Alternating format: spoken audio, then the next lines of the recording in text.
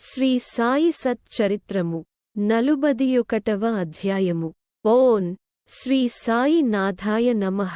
శ్రీ సాయి బాబా జీవిత చరిత్రము 41వ అధ్యాయము. 1.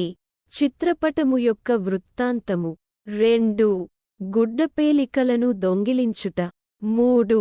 జ్ఞానేశ్వరి పారాయణము. గత అధ్యాయములో చెప్పిన ప్రకారము ఈ అధ్యాయములో చిత్రపటము యొక్క వృత్తాంతమును చెప్పెదము. గత అధ్యాయములోని విషయము జరిగిన 9 సంవత్సరముల తదుపరి అలీ మహమ్మద్ హేమద్ పంతును కలిసి ఈ దిగువ కథ నతనికి చెప్పెను. యొక్కనాడు బొంబాయి వీధులలో బొవునప్పుడు వీధిలో తిరిగి యమ్మువాని వద్ద అలీ మహమ్మద్ సాయిబాబా పటమును కొనెను. దానికి చట్రము కట్టించి తన బాంద్రా ఇంటిలో గోడకు వ్రేలాడవేసెను. యతడు బాబాను ప్రేమించుటచే ప్రతిరోజు చిత్రపటము దర్శనము చేయుచుండెను. హేమడ్ పంతుకు ఆ పటమిచ్చుటకు 2 నెలల ముందు యతడు కాలుమీద కురుపులేచి బాధపడుచుండెను. దానికి శస్త్రచికిత్స జరిగెను. అప్పుడతడు బొంబాయిలోనున్న తన బావమరిది యగు నూర్ మహమ్మద్ పీర్ భాయి ఇంటిలో పడియుండెను. బాంద్రాలో తన ఇల్లు 3 మాసముల వరకు మూయబడియుండెను. ఎక్కడ ఎవ్వరునూ లేకుండిరి. అచ్చట ప్రసిద్ధి చెందిన అబ్దుల్ రహిమాన్ బాబా, మౌలానా సాహెబు మహమ్మద్ హుస్సేను, సాయి బాబా, తాజుద్దీన్ బాబా మొదలగు సజీవ యోగుల పటములుండెను.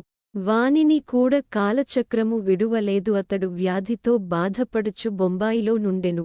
బాంద్రాలో యా పటములేల బాధపడవలెను? పటములకు గూడ చావు పుట్టుకలున్నట్లుండెను. పటములన్నీయు వాని అదృష్టములనుభవించెను గాని సాయిబాబా పటము మాత్రము యా కాలచక్రమును తప్పించుకొనెను. అదెట్లు తప్పించుకొనగలిగెనో నాకింతవరకు చెప్పలేరైరి. దీనిని బట్టి సాయిబాబా సర్వాంతర్యామి యనియు సర్వవ్యాపి యనియు ననంత సక్తుడనియు దెలియుచున్నది.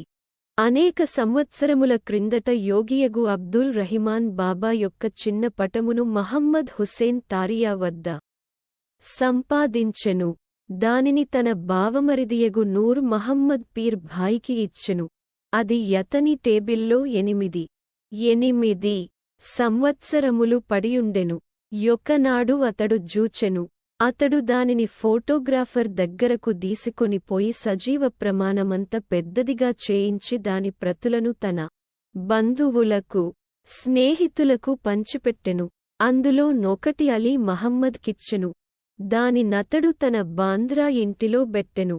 నూర్ మహమ్మద్ అబ్దుల్ రహిమాన్ గారి శిష్యుడు. గురువు నిండు దర్బారులో నుండగా నతడు గురువుగారికి దీనిని కానుకగా నిచ్చుటకు పోగా వారు మిక్కిలి కోపించి కొట్టబోయి నూర్ మహమ్మదు నచట నుండి తరిమివేసిరి. యతడు మిగుల విచారపడి చీకాకు పొందెను.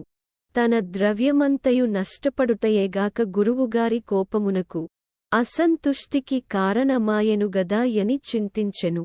విగ్రహారాధన గురువుగారికి ఇష్టము లేకుండెను. యా పటమును అపోలో బందరుకు తీసుకొని బోయి యొక్క పడవను అద్దెకు గట్టించుకొని సముద్రములోనికి బోయి దాని నక్కడ నీళ్లలో ముంచివేసెను. తన బంధువుల వద్దనుంచి స్నేహితుల వద్దనుంచి పటములను దెప్పించి 6 పటములు వానిని కూడా బాంద్రా సముద్రములో ముంచెను. యా సమయమున అలీ మహమ్మద్ తన బావమరిది ఇంటిలో యుండెను. యోగుల పటములను సముద్రములో పడవైచినచో తన వ్యాధి కుదురునని బావమరది జెప్పెను. ఇది విని అలీ మహమ్మద్ తన మేనేజర్ను బాంద్రా ఇంటికి బంపి ఎక్కడున్న పటములనన్నింటిని సముద్రములో బడివేయించెను. 2 నెలల పిమ్మట అలీ మహమ్మద్ తన ఇంటికి తిరిగి రాగా బాబా పటము ఎప్పటివలె గోడమీద నుండుట గమనించి యాశ్చర్యపడెను. తన మేనేజర్ పటములన్నీ దీసివైచి బాబా పటము నెట్లు మరచెనో యతనికే తెలియకుండెను. వెంటనే దానిని తీసి బీరువాలో దాచెను. లేకున్న తన బావగారు దానిని జూచినచో దానిని గూడా నాశనము చేయునని భయపడెను. దాని నెవ్వరికివ్వవలెను? దాని నెవరు జాగ్రత్తపరచెదరు? దానిని భద్రముగా నెవరుంచగలరు? అను విషయముల నాలోచించుచుండగా సాయిబాబాయే తనకు స్వయముగా సలహానిచ్చి మౌలానా ఇస్ము ముజాఫర్ను కలిసి వారి అభిప్రాయము ప్రకారము చేయవలసినదని జెప్పెను. అలీ మహమ్మద్ మౌలానాను గలిసికొని జరిగినదంతయు జెప్పెను. ఇరువురును బాగుగా ఆలోచించి యా పటమును హేమడ్పంతుకివ్వ నిశ్చయించిరి. యతడు దానిని జాగ్రత్తపరచునని తోచెను.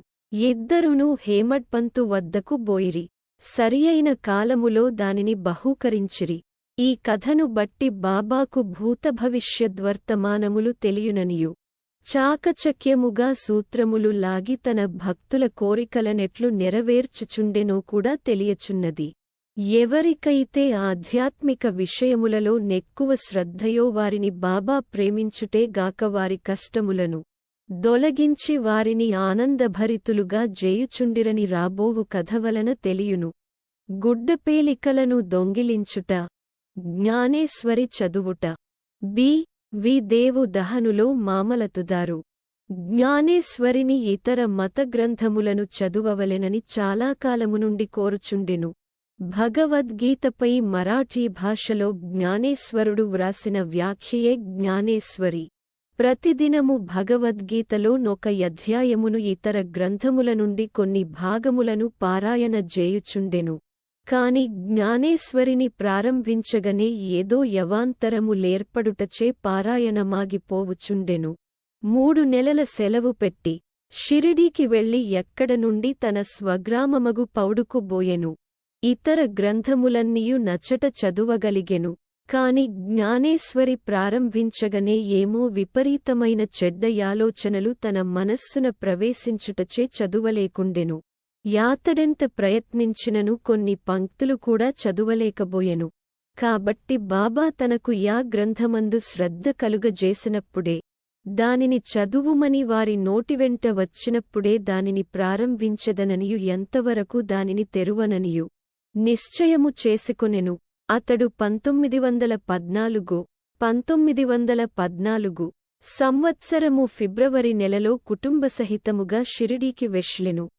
ఎక్కడ ప్రతిదినము జ్ఞానేశ్వరి చదువుచుంటివాయని బాపుసాహెబు జోగ్ దేవుగారి నడిగెను.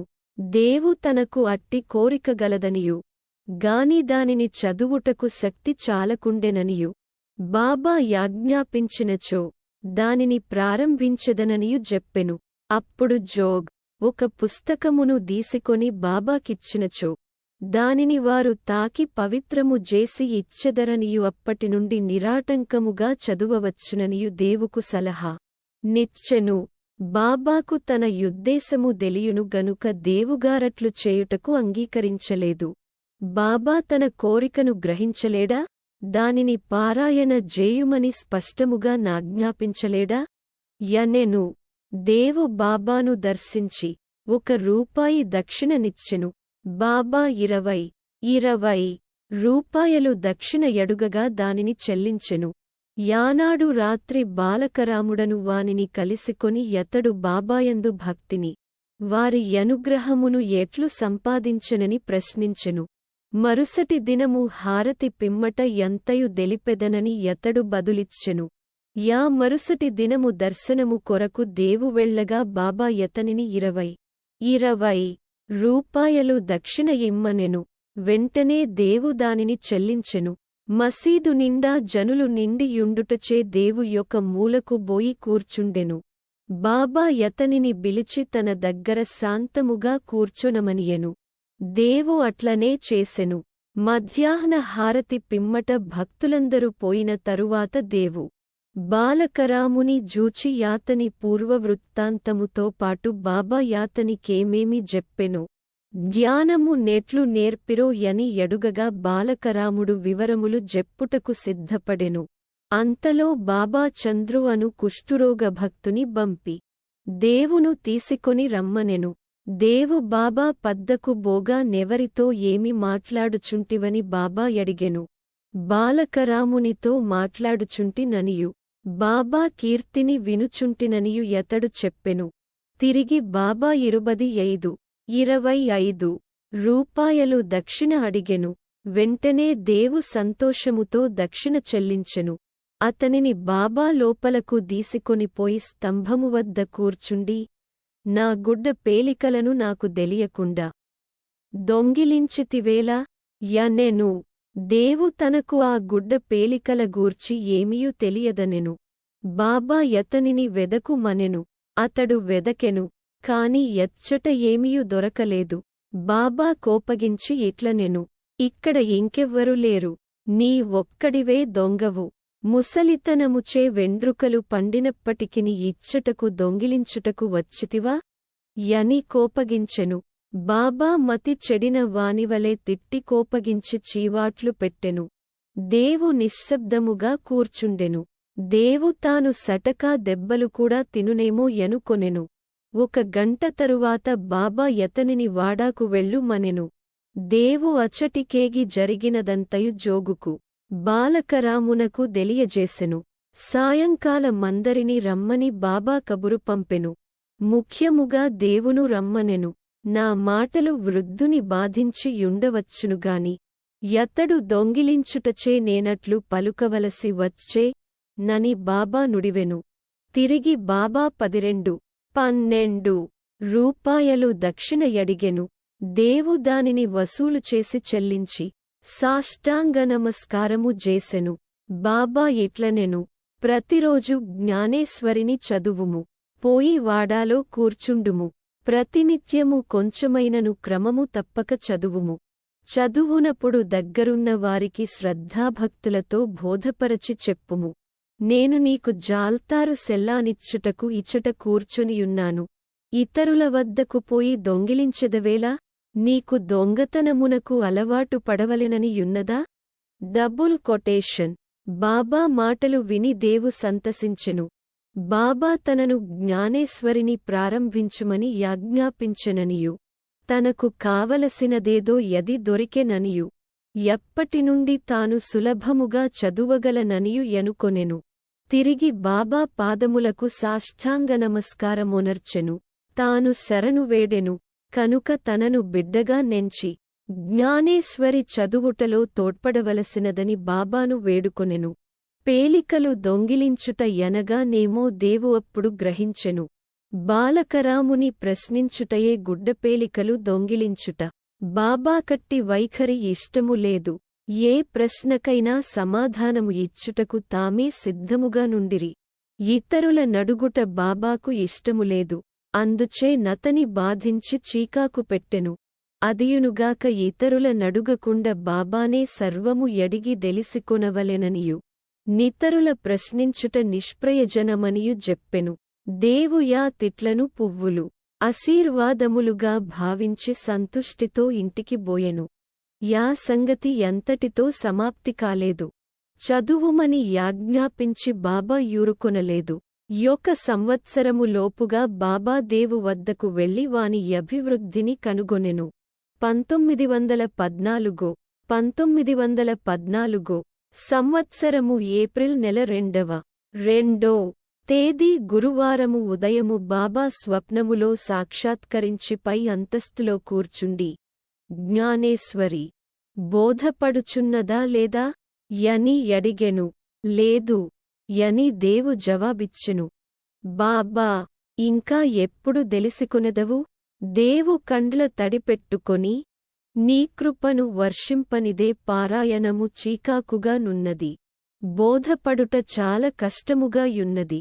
నేను దీనిని నిశ్చయముగా జెప్పుచున్నాను యనెను. బాబా చదువునప్పుడు నీవు తొందరపడుచున్నావు. నా ముందర చదువుము, నా సమక్షమున చదువుము. దేవు ఏమి చదువవలెను? బాబా యాధ్యాత్మ చదువుము. పుస్తకమును దీసికొని వచ్చుటకు దేవు వెళ్ళెను. యంతలో మెలకువ వచ్చి కండ్లు తెరచెను. ఈ దృశ్యమును జూచిన పిమ్మట దేవుకెంత యానందము, సంతోషము కలిగెనో చదువరులే గ్రహింతురుగాక. ఓం నమో శ్రీ సాయినాథాయ నమః. శాంతి శాంతి శాంతి. 41వ అధ్యాయము సంపూర్ణము. సద్గురు శ్రీ సాయినాథార్పణమస్తు. శుభం భవతు.